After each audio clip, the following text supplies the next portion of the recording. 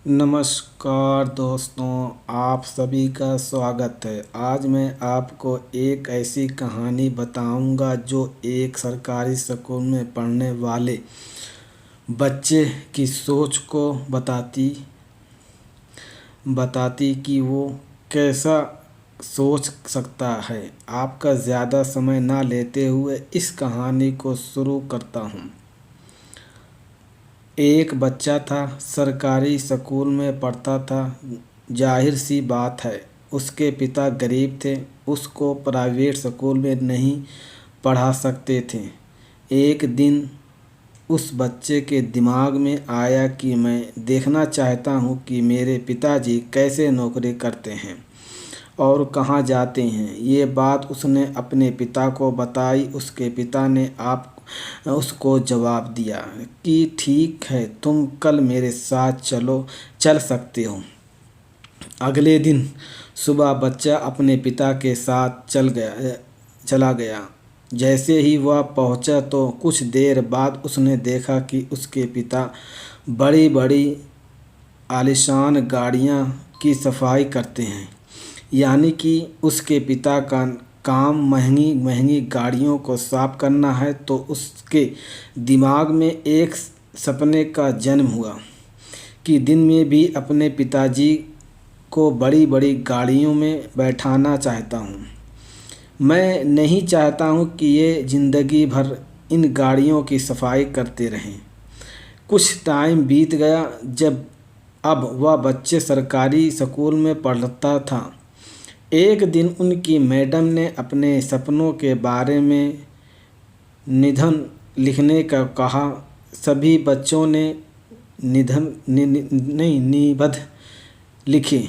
इस बच्चे के निबंध लिखने की बारी आई तो उसके दिमाग में सपना चल रहा था, उसी के बारे में लिख दिया। जब परिणाम की बारी आई तो सभी बच्चों को पास कर दिया गया, लेकिन इस बच्चे को मैडम ने फेल कर दिया। मेरे दोस्त, अगर आपको ये कहानी अच्छी लगी तो मेरे चैनल को सब्सक्राइब करना ना भूलें। आपकी मोहब्बत सर आँखों पर। मेरे दोस्त, आपकी एक सब्सक्राइब, एक लाइक, एक कमेंट, एक हमें बहुत खुशी होती है। हमें जो हमारी सोच होती है उससे आगे आप बढ़कर चढ़कर हमें हिस्सा दिलाते हैं। इसलिए मैं आपको दिल से शुक्रिया अदा करता हूँ कि आप मेरे इस कहानी को आप भी पढ़ें, अपने बच्चों को भी पढ़ाएं। क्योंकि कहानियाँ पढ़ने और लिखने से दिमाग इंसान का बढ़ता है और जो सोच होती है, वो जो फिक्र होती है, जो टेंशन होता है, वो दूर चला जाता है। तो मैं सभी व्यूअर्स को यही कहना चाहता हूँ कि आप अपने बच्चों को भी पढ़ें और अपना भी खुद पढ़ें और देखें कि कहानियाँ का मतलब क्या होता है। इसके आगे मैं कहानियाँ पूरी करने जा रहा हूँ। धन्यवाद। आप इस कहानियों को गौर से सुनें। अपने पास बुलाकर कहा कि जितनी तुम्हारी औकात हो तो उतना ही लिखो।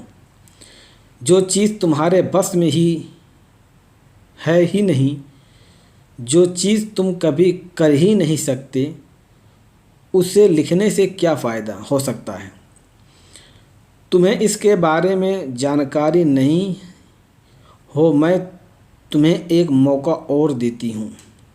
आज रात को तुम निबंध फिर से लिखो और अगले दिन मुझे वापस बताना। वह बच्चा रात भर सोचता रहा कि मेरी क्या गलती है, मैंने कहीं कोई गलती तो नहीं की, वगैरह वगैरह। लेकिन अगले दिन सुबह उसने वही निबंध अपनी मैडम को दे दिया, क्योंकि उसका दिल नहीं मान रहा था। आखिरकार मैडम ने उसको फेल कर दिया और यह कहा कि अपनी औकात से बाहर निकलने की कोशिश मत करो। मेरे दोस्त, निकलने की कोशिश मत करो। सपना ज़रूर देखें, और अपने सपने का इंतज़ार करें। भगवान ईश्वर अल्लाह आपको पूरा करेगा।